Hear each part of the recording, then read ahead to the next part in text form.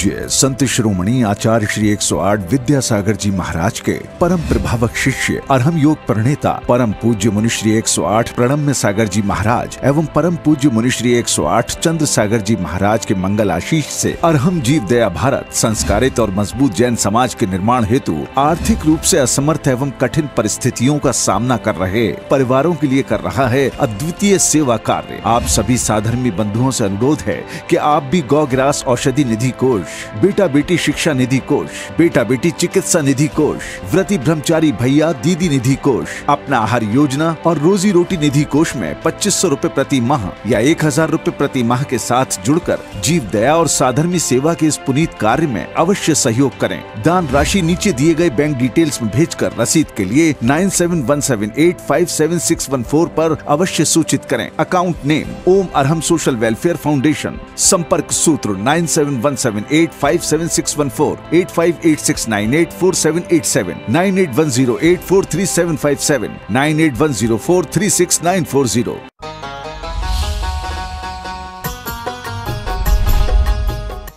इस कार्यक्रम के पुण्यार्जक हैं प्रणम्य वाणी देवदूत। प्रणम्य गुरु की वाणी पहुँचे घर घर, सम्यक ज्ञान प्रभावना होवे घर घर। सभी प्रणम्य वाणी देवदूत के पुण्य की बहुत बहुत अनुमोदना। मात्र 12,000 रूपए वार्षिक सहयोग राशि प्रदान कर प्रणम्य वाणी देवदूत बने। अधिक जानकारी के लिए संपर्क करें।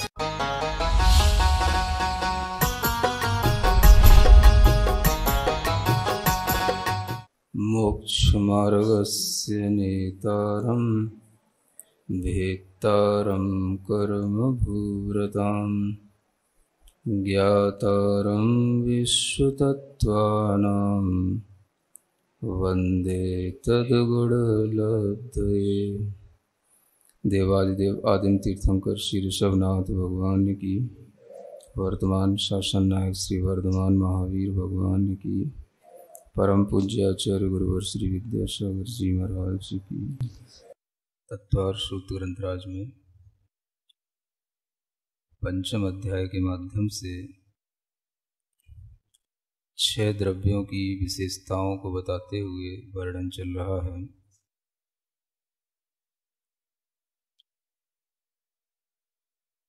पुद्गल द्रव्य के बारे में कल अड़ु और स्कंद के रूप में बताया गया।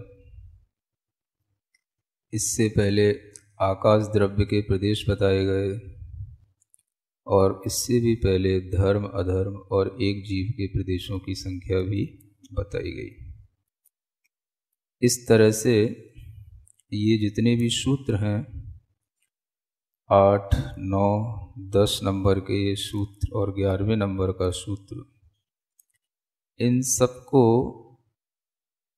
दृष्टिकोण में रखते हुए आगे का सूत्र आ रहा है जो इन सभी सूत्रों से अपना संबंध रखता है। लोकाकाशेवगाह। लोकाकाश में अवगाह होता है। अवगाह का मतलब होता है रहना, व्याप्त होना, उसमें फैलना। यह अवगाहन इन द्रव्यों का लोकाकाश में होता है।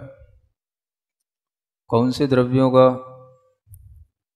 तो आपको ऊपर से सभी जो 8वें नंबर से सूत्र लिए गए हैं उन सबको आपको इस सूत्र के साथ में जोड़ना है। यानी धर्म द्रव्य का, अधर्म द्रव्य का, जीव का, आकाश का, आकाश तो आकाश में है ही, और पुद्गल का। इन और पुद्गल में भी जो पुद्गल स्कंद के रूप में है वो और अड़ु के रूप में है वो, इन सबका अवगाह कहाँ है? लोकाकाश में है। यानी लोकाकाश एक स्थान हो गया, एक आधार हो गया, एक यूनिवर्स का वह पोर्शन हो गया जिसमें सभी प्रकार के यह द्रव्य रहा करते हैं। आकाश का ही यह एक भेद बन जाता है। अलग से लोकाकाश कोई दूसरी चीज नहीं है, आकाश का ही ये पार्ट बन जाता है जिसमें कि यह द्रव्य देखे जाते हैं या पाए जाते हैं। लोक शब्द के बारे में यदि हम देखें तो लुक धातु होती है, लुक धातु से लोक शब्द बनता है। इंग्लिश में भी लुक माने देखना होता है और संस्कृत में भी लुक माने देखना होता है। ये लुका छिपी का अर्थ क्या है? लुक माने देख लिया और छिप माने छिप गया, है ना। तो इसी को लुका छिपी का खेल खेलते हैं। तो हिंदी में भी लुक बोलते हैं, इंग्लिश में तो होता ही ये लुक माने देखना, है ना। और संस्कृत में भी लुक धातु, लोक्यन्ते दृश्यन्ते यत्र षड् द्रव्याणि तत् स लोकः, है ना। जहां पर ये 6 द्रव्य देखे जाएं वह लोक कहलाता है। एक तो इसका अर्थ ये हो गया कि जहां पर ये 6 द्रव्य देखने में आए वह लोक है। एक और अच्छी इसकी परिभाषा बनती है, अगर जीव के कॉन्टेक्स्ट में देखें कि जीव को पुण्य और पाप का फल जहां देखने को मिले उसे लोक कहते हैं। क्या कहा गया? हाँ, पुण्य और पाप का फल जहां देखने को मिले उसी को लोक कहते हैं। तो जीव के लिए यह परिभाषा उपयुक्त है कि जहां पर जीव को ये सब पुण्य और पाप की परिणतियां दिखाई देती हैं और इनके फल दिखाई देते हैं, इसीलिए इसको लोक कहा जाता है, संसार कहा जाता है। और इस संसार में देखें आप, जो चारों गति बताई हैं सब हम पुण्य और पाप का फल ही तो देखते हैं, है ना। नरक गति में हम बहुत एक्सट्रीमली पाप का ही फल देखते हैं, देव गति में हम जो है बहुत एक्सट्रीमली पुण्य का फल देखते हैं। बाकी गतियों में थोड़ा सा बैलेंस, कहीं पुण्य का ज़्यादा हो जाता है, कहीं पाप का कम हो जाता है, कहीं पाप का ज़्यादा हो जाता है, कहीं पुण्य का कम हो जाता है। ऐसे पुण्य और पाप के फल के अलावा 4 गतियों में और इस संसार में कुछ भी नहीं। तो जीव के कॉन्टेक्स्ट में ये परिभाषा अच्छी है। और जब हम जीव के अलावा अन्य द्रव्यों को लेकर के चलें तो जहाँ पर जीव के अलावा पुद्गल आदि द्रव्य भी दिखाई दें, उन सबको भी लोक कहा जाता है। और उस लोक का जो आकाश, तो अपने आप उसके साथ शब्द जुड़ जाता है, लोकाकाश, है ना।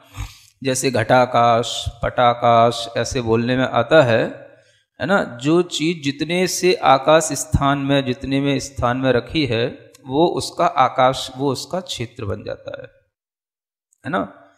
यानी घड़ा जितने स्थान में रखा है तो उस घड़े का जो घड़ा जितना स्पेस ऑक्यूपाई कर रहा है वो ही उसका घटाकाश कहलाएगा, है ना।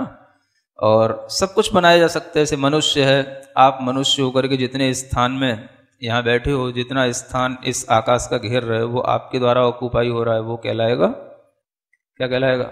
नराकाश, है ना। माने मनुष्य के द्वारा घेरे जाने वाला आकाश तो उसके साथ जुड़ने वाला स्थान हो जाता है। तो इस तरीके से यह लोकाकाश जो शब्द है यह अपने आप में 2 अलग अलग शब्द होते हुए भी एक ही अर्थ को बताने वाला है।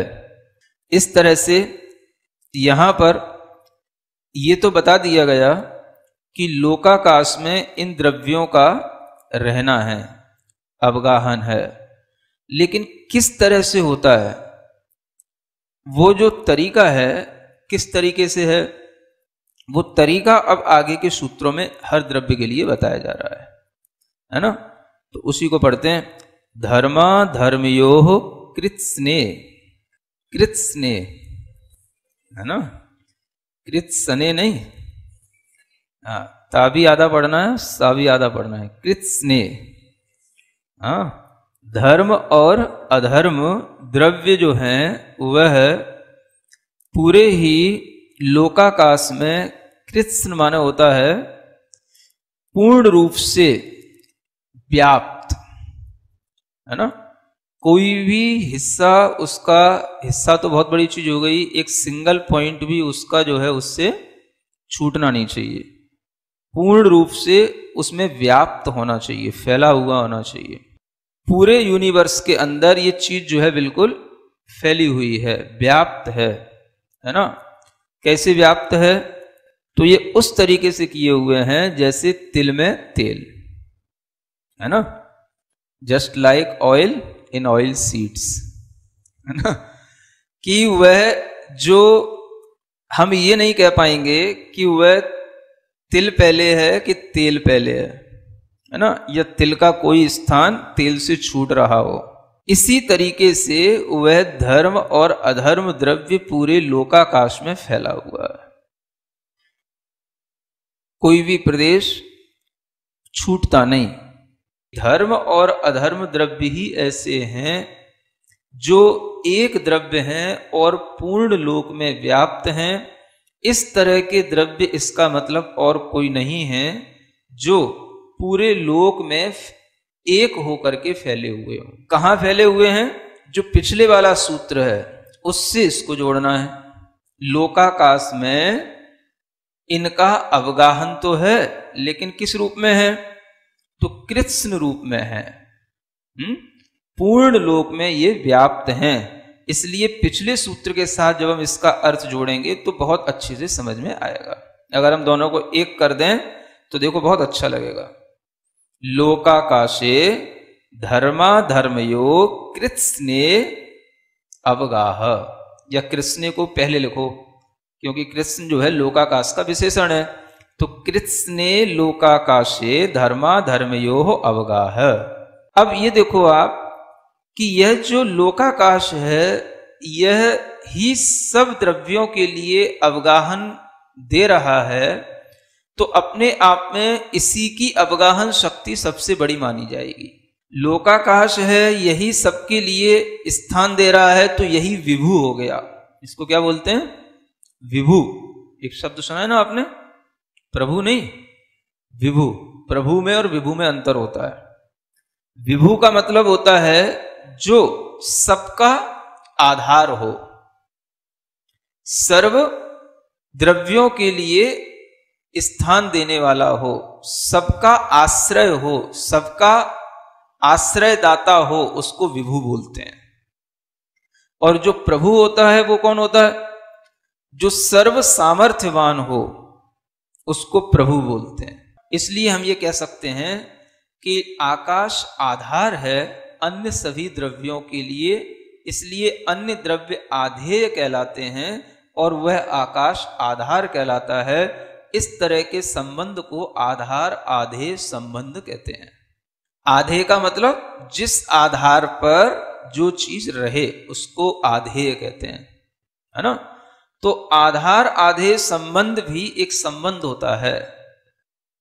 आप बैठे हैं, किसके आधार पर बैठे हैं? किसके आधार पर बैठे हैं? जमीन के आधार पर। तो जमीन आपके लिए क्या हो गया? आधार। आप क्या हो गए? आधेय हो गए। आधार आधेय संबंध के बिना कोई चीज रहती नहीं। कोई भी पदार्थ है, कहीं ना कहीं वो रुका हुआ है, टिका हुआ है, रखा हुआ है, जो है वो उसका आधार हो गया, जो पदार्थ है वो उसका आधेय हो गया। ये न्याय में ये आधार आधेय संबंध के नाम से जाना जाता है। तो आधार आधेय संबंध इस तरह से भी होते हैं, जैसे कुर्सी है या मनुष्य है, वो यहां जमीन पर बैठा है, एक तो ये आधार आधेय संबंध है। और एक इस तरह का आधार आधेय संबंध है कि तिल में तेल है। दोनों में अंतर है। कहा तो जो वही जाएगा, तेल भाई कहां है? तो तिल में है, तो तिल उसका आधार हो गया। इसी आधार को हम अधिकरण कहते हैं। संस्कृत में जो सप्तमी विभक्ति लगती है अधिकरण अर्थ में आती है ना। तो उस आधार में जब हम कहते हैं तिल में तेल है, तो ये पूछा जाए कि ये तिल में तेल जो है, ये जो आधार बताया जा रहा है, ये आधार और ये जो आधार है, इन दोनों में कोई अंतर है कि नहीं? जो कुर्सी का या मनुष्य का धरती पर आधार है, इसमें तो अंतर है ना। तो आधार आधेय संबंध भी कई प्रकार के होते हैं। यहां कौन सा संबंध आपके लिए इन द्रव्यों के साथ लगाना? कौन सा संबंध लगाना? उदाहरण कौन सा फिट बैठाना? तिल में तेल वाला। ऐसा नहीं कि आप यहां बैठे हो जमीन पर तो ये आपका आधार आधेय संबंध इसके साथ लग जाए, ऐसा नहीं चलेगा। क्यों नहीं चलेगा? क्योंकि आप अभी बैठे हो, थोड़ी देर बाद उठ के चले जाओगे, है ना। उससे पहले भी ये आधार था लेकिन आधे नहीं था। तो ऐसा इन द्रव्यों के साथ नहीं होगा। तो इसमें कौन सा संबंध लगेगा? तिल में तिल की तरह, ये संबंध जो है इसमें चलेगा। तो ये संबंध के माध्यम से ही यह आकाश को भी आधारपना कहा जा सकता है। अधिकतर लोग ये समझते हैं कि आधार आधे संबंध वहां बनता है जहां पर कि दो चीजें आगे पीछे हों, है ना। जैसे कि आप अभी यहां आ गए, इससे पहले आधार तो था, आधे बाद में आया।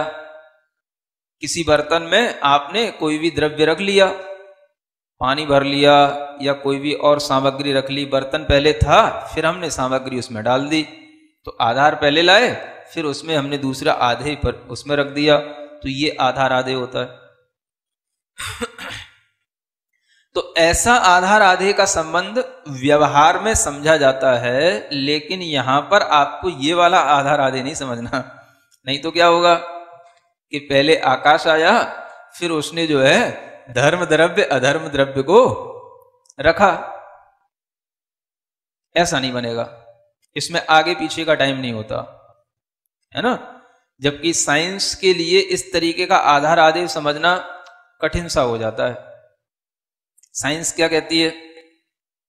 ये जो आपको सब कुछ क्रिएशन दिखाई दे रहा है, इसके लिए वो मानती है कि आज से लगभग 14.5 बिलियन ईयर्स एगो सबसे पहले क्या एटम क्रिएट किया गया। पहले एटम बना, कितने?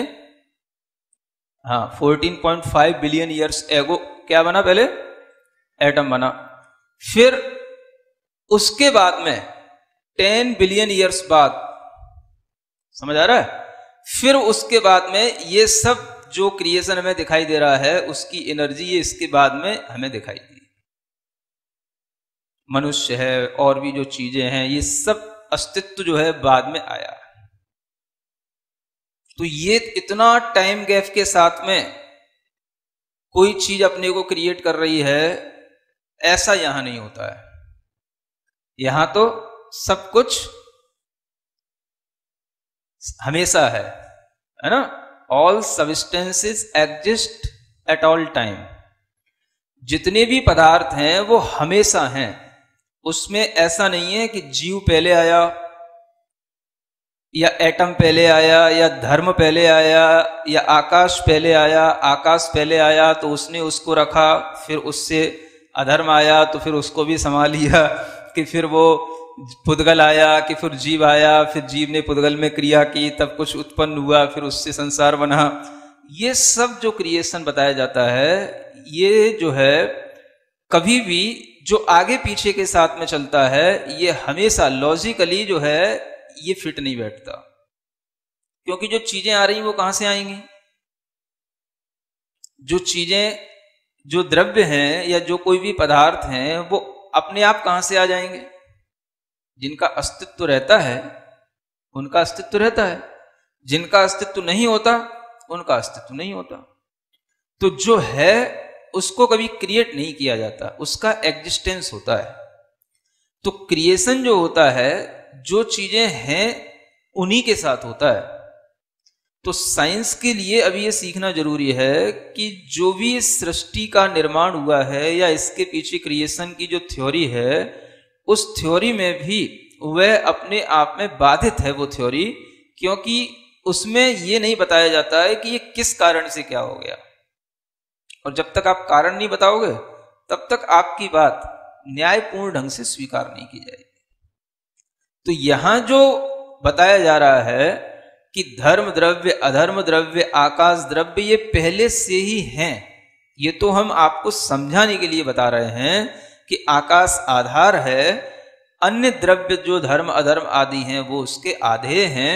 ऐसा नहीं समझ लेना कि आकाश पहले रखा गया था, फिर बाद में ये द्रव्य उसके अंदर रख दिए गए। तो फिर रखने वाला कौन था? द्रव्य कहां से लाया? लोकाकाश के बाहर से लाया था क्या? और अगर लोकाकाश के बाहर द्रव्य थे तो फिर वहां पर भी उनका एग्जिस्टेंस होगा। तो फिर लोकाकाश और अलोकाकाश में अंतर क्या रह गया?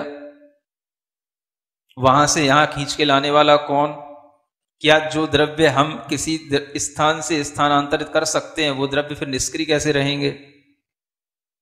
समझ में आ रहा है? बहुत सारे क्वेश्चन बन जाते हैं जब हम इस जो ये अर्थ क्रिएशन या यूनिवर्स की क्रिएशन की जो थ्योरी पढ़ते हैं, ये लॉजिकली तो कहीं से कहीं तक फिट बैठती नहीं। जो चीजें हैं वह स्व प्रतिष्ठित कहलाती हैं। हर चीज अपने आप में स्थित है। कब है, कहां है, ये बात अलग है, लेकिन है। और उसको लाने वाला कोई दूसरा व्यक्ति अगर होएगा तब तो फिर बहुत सारे प्रश्न हो जाएंगे। व्यक्ति कहां से आ गया, वो उसको कैसे ले आया, उसने उसमें कैसे मिला दिया, उसको क्या पड़ी थी मिलाने की, मिलाने से पहले वो कहां रह रहा था, वो क्या कर रहा था। समझ आ रहा? तो ये जब प्रश्न आते हैं सामने तो सब निरुत्तर हो जाते हैं। इसलिए ये जो सिद्धांत है जैनिज्म का, ये साइंटिफिक है कि आप इसमें किसी भी तरीके का क्वेश्चन इस तरीके का एराइज नहीं कर सकते हो जो इस सिद्धांत को बाधित कर सके। तो इसमें यह जो पूर्वापर नहीं होना, पूर्वापर माने पहले वो ये बाद में, ऐसा नहीं होता। और एक जो संबंध होता है दो तरीके के होते हैं। एक संबंध कहलाता है शास्त्र की भाषा में अयुत सिद्ध संबंध, क्या बोलते हैं, और एक संबंध होता है युत सिद्ध संबंध। थोड़ा शास्त्रों की लैंग्वेज भी, उनकी टर्मिनोलॉजी भी सीखा करो। अयुत सिद्ध संबंध और एक युत सिद्ध संबंध। तो अयुत सिद्ध संबंध क्या कहलाता है? जो संबंध हैं, ऑलवेज एग्जिस्ट करते हैं सिंस बिगिनिंग लेस टाइम, उनको बोलते हैं अयुत सिद्ध संबंध। तिल में तेल कौन मिला रहा? भगवान। कौन मिला रहा? तो क्या कहलाएगा ये? अयुत सिद्ध संबंध। समझ आ रहा है? आपकी बॉडी के अंदर जैसे ही फॉर्मेशन हुआ बॉडी का, बॉडी में सब कुछ चीजें आ गई, ब्लड आ गया, स्किन आ गई, तरह तरह की उसमें बोन्स आ गई, नर्व्स आ गई, सब आ गई। ये सब क्या है? कोई बैठा बैठा मिला रहा है वहां? ये सब क्या है? जब से आपकी बॉडी है तब से ही उसमें ब्लड है, तब से ही उसमें स्किन है, तभी से उसमें वेन्स हैं, तभी से उसमें सब कुछ बोन्स हैं, सब कुछ है। युत सिद्ध क्या? जो हमने भोजन किया, जो हमने गेहूं को अपने बोरे में ला करके रखा, अपने घर में ला करके रखा, बांध दिया, कपड़ा ऊपर से पहन लिया, ये सब क्या है? ये युत सिद्ध है, जिसको हम कर रहे हैं। अगर हमेशा से बने रहने वाला अयुत सिद्ध संबंध समझना है तो उस रूप में देखना, जैसे धर्म द्रव्य अधर्म द्रव्य आकाश में अयुत सिद्ध हैं। आकाश में 6 द्रव्य हैं, ये अयुत सिद्ध संबंध के साथ में हैं। तो अयुत सिद्ध संबंध भी 2 प्रकार का समझा जा सकता है। एक तो जो हमेशा रहने वाला हो, और एक जो है हमें उसकी पर्याय कभी कभी दिखाई देती हो, जैसे मनुष्य आदि के शरीर के साथ बताया। और युत सिद्ध जो हम संबंध बनाते हैं। चश्मा हमने लगा लिया, चश्मे का संबंध हमारी आंखों से हो गया, क्या हो गया? युत सिद्ध। तो ऐसे इनको हम शास्त्रीय भाषा में जब इन शब्दों के अर्थ समझते हैं तो हमारे दिमाग में अपने आप इसकी सही इमेजिनेशन आने लग जाती है कि धर्म द्रव्य और अधर्म द्रव्य जो आकाश में रह रहे हैं, वो आकाश इन सबको अवगाहन तो दे रहा है, लेकिन इसका मतलब ये नहीं समझना कि इसमें कोई पूर्वापरपना है, आगे पीछे कुछ हो रहा है। ये सब साइमल्टेनियसली होने वाली चीजें हैं और इसमें किसी भी प्रकार का बिफोर आफ्टर नहीं होता है। तो इस तरीके से अगर हम समझ के चलेंगे तभी हमें जो कहते हैं हम बिगिनिंग लेस और एंडलेस, जो जैनिज्म की थ्योरी के जो मुख्य पॉइंट हैं उसको हम समझ सकेंगे। कौन सी चीज? बिगिनिंगलेस मतलब अनादि और एंडलेस मतलब अनंत। तो ये चीजें अनादि से हैं, अनंत तक रहती हैं, इनका कभी भी नष्ट होना नहीं होता, किसी भी तरीके का इनका कोई क्रिएशन नहीं होता। ये सिर्फ आपको समझाने के लिए बताया जा रहा है कि अवगाहन अवकाश द्रव्य देता है और ये सभी द्रव्य उसके अवगाहनत्व के कारण से उसमें रह रहे हैं, लेकिन इसमें कुछ भी बिफोर और आफ्टर दैट वाली बात नहीं है, ये समझ के चलना। आगे का पढ़ते हैं। एक प्रदेशादिषु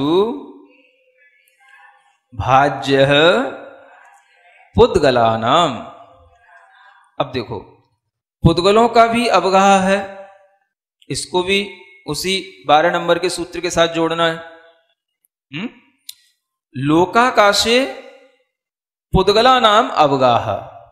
लोकाकाश में पुद्गलों का अवगाह कैसे है, तो उसका ये तरीका बताया गया। एक प्रदेश आदिषु भाज्य, यानी एक प्रदेश को आदि लेकर के प्रमुख बना करके फिर बाद में उसके भाज्य माने उसके भेद विकल्प कई बन सकते हैं। उन सब विकल्पों के साथ में इस पुद्गल द्रव्य का लोकाकाश में अवगाह जानना। तो कैसे जानना? पुद्गल द्रव्य एक प्रदेश में भी रहता है, 2 प्रदेश में भी रहते हैं, 3 में भी रहते हैं, लाख में भी रहते हैं, 3 लाख में भी रहते हैं, करोड़, संख्यात, असंख्यात और अनंत में भी रहते हैं, क्योंकि ऊपर बताया जा चुका है। अब हमें अगर पुद्गल द्रव्य का अवगाह देखना है तो पुद्गल द्रव्य अलग अलग तरीके के हैं, परमाणु से लेकर के संख्यात प्रदेशी स्कंद, असंख्यात प्रदेशी स्कंद और अनंत प्रदेशी स्कंद, है ना। इन सब पुद्गलों का अवगाह एक प्रदेश से लेकर के आगे कहीं तक भी हो सकता है, लेकिन ऐसा नहीं है कि जैसे धर्म द्रव्य और अधर्म द्रव्य फैले हुए हैं वैसा एक एक परमाणु पूरे पे फैल गया हो, ऐसा नहीं है।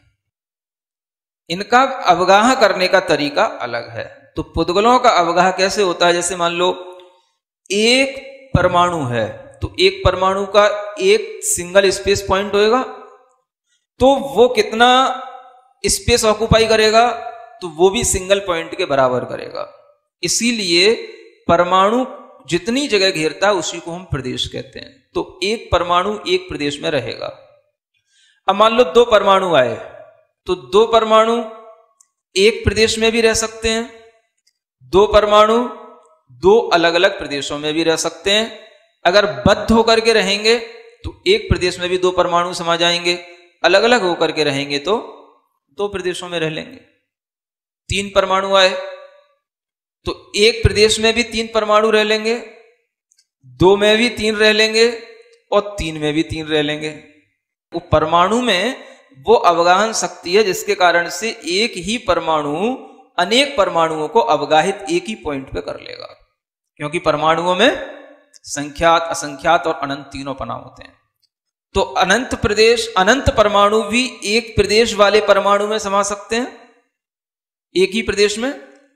अनंत परमाणु 2 प्रदेशों में भी समा सकते हैं, 3 में भी समा सकते हैं, और 3 से लेकर के संख्यात, असंख्यात और अनंत तक ले जाओगे तो सब में समा सकते हैं। समझ में आ रहा? ये परमाणुओं का रहने का ढंग है।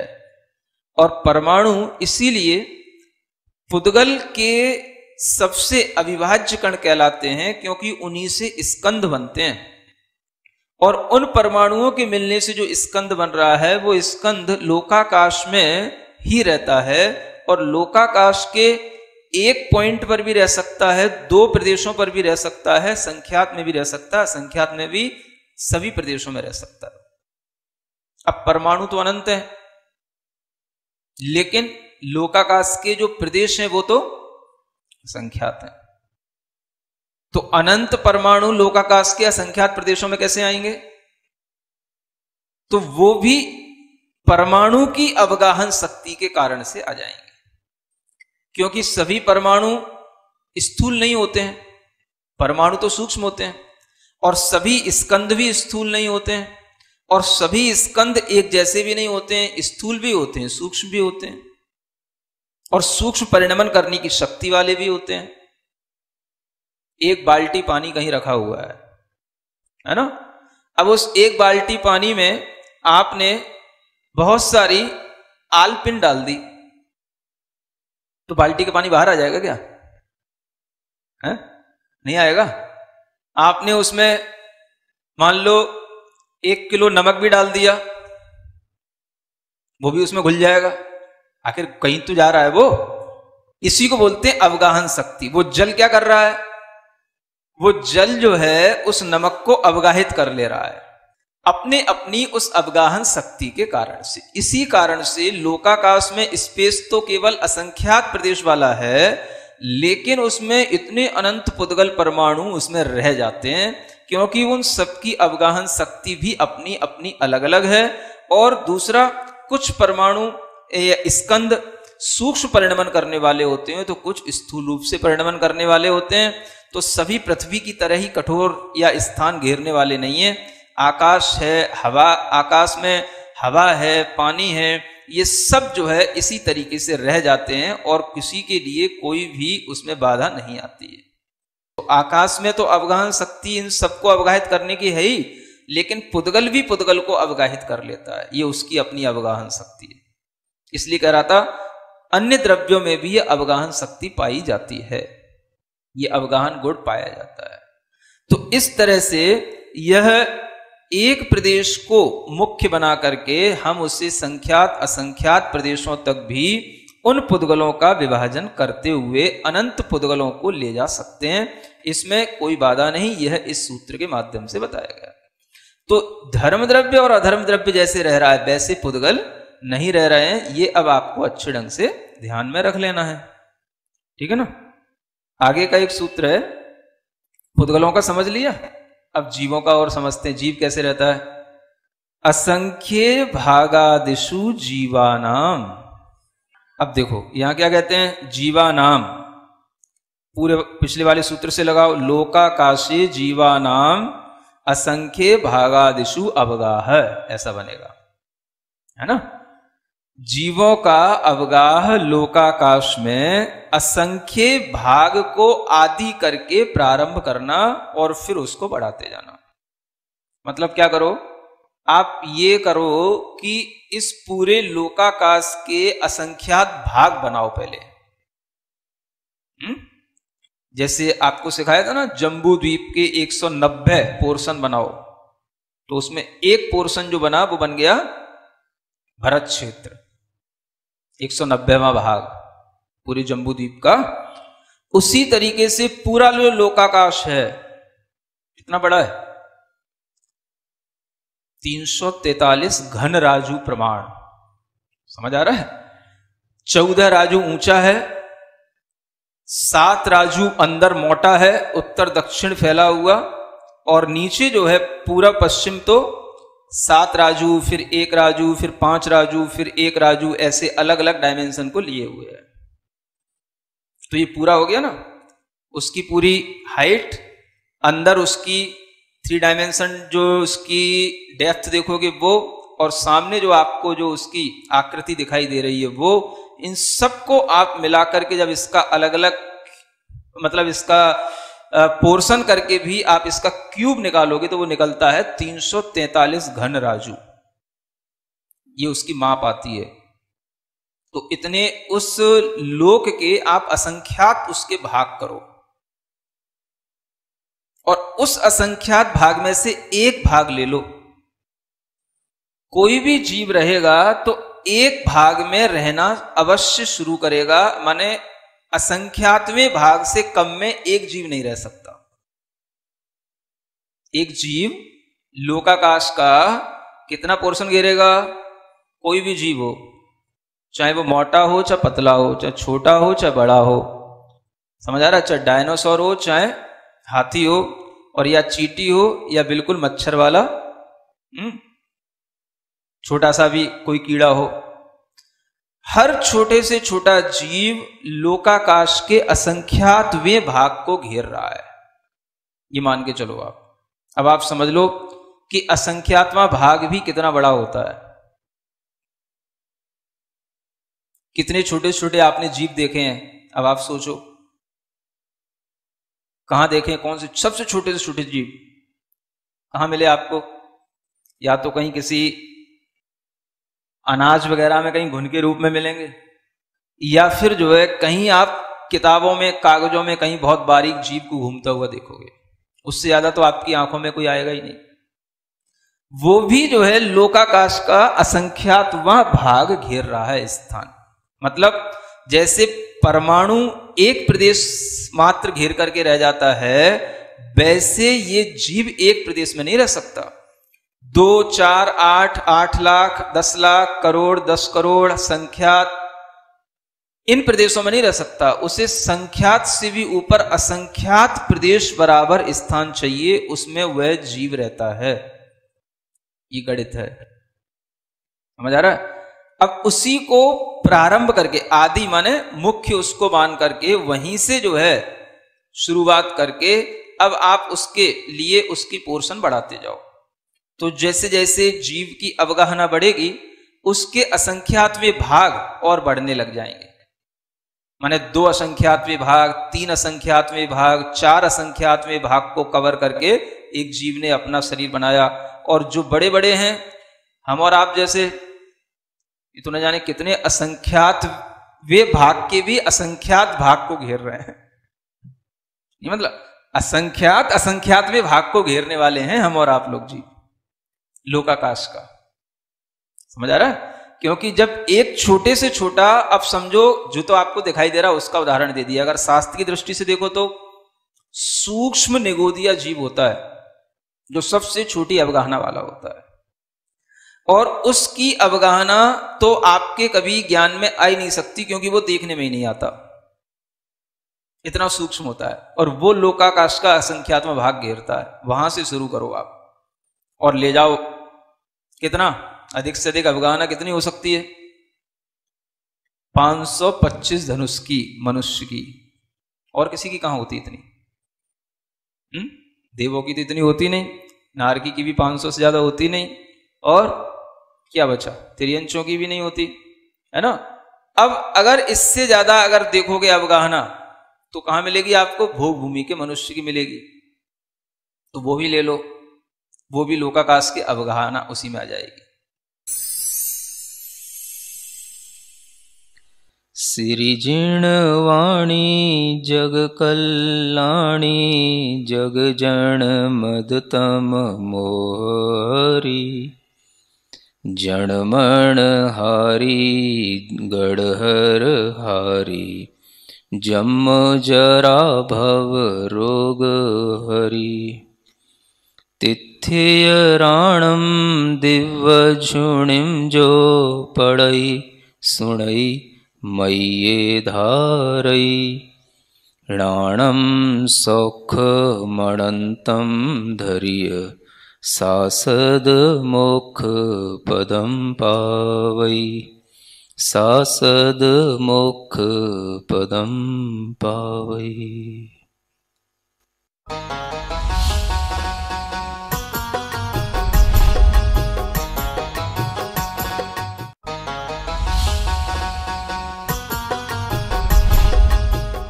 इस कार्यक्रम के पुण्यार जग थे प्रणम्य वाणी देवदूत। प्रणम्य गुरु की वाणी पहुंचे घर घर, सम्यक ज्ञान प्रभावना होवे घर घर। सभी प्रणम्य वाणी देवदूत के पुण्य की बहुत बहुत अनुमोदना। मात्र 12,000 रुपए वार्षिक सहयोग राशि प्रदान कर प्रणम्य वाणी देवदूत बने। अधिक जानकारी के लिए संपर्क करें। परम पूज्य संत शिरोमणि आचार्य श्री 108 विद्यासागर जी महाराज के परम प्रभावक शिष्य अरहम योग प्रणेता परम पूज्य मुनिश्री 108 प्रणम्य सागर जी महाराज एवं परम पूज्य मुनिश्री 108 चंद्र सागर जी महाराज के मंगल आशीष से अरहम जीव दया भारत संस्कारित और मजबूत जैन समाज के निर्माण हेतु आर्थिक रूप से असमर्थ एवं कठिन परिस्थितियों का सामना कर रहे परिवारों के लिए कर रहा है अद्वितीय सेवा कार्य। आप सभी साधर्मी बंधुओं से अनुरोध है कि आप भी गौग्रास औषधि निधि कोष, बेटा बेटी शिक्षा निधि कोष, बेटा बेटी चिकित्सा निधि कोष, व्रती ब्रह्मचारी भैया दीदी निधि कोष, अपना आहार योजना और रोजी रोटी निधि कोष में 2500 रुपए प्रति माह या 1000 रुपए प्रति माह के साथ